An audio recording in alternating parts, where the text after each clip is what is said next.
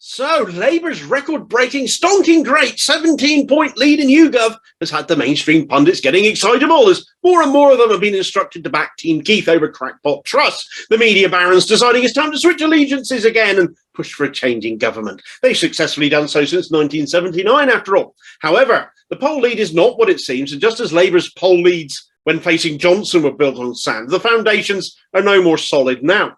Looking at the YouGov charts, you can see that the churn is pretty much only between Labour and the Tories, with a demonstration of how badly the Tories are doing, as across just a matter of days, they've dropped 4 points and Labour have risen 5, a 9-point swing to Labour. But are we seeing Tory voters going to Labour here? Look at this bit here. These are the people who voted Tory in 2019, expressed in percentage terms, and a massive 25%. Tory voters then are now saying they don't know who they would vote for. If you follow the column up a bit, you can see that of those 2019 Tory voters, just 8% of them would vote Labour now.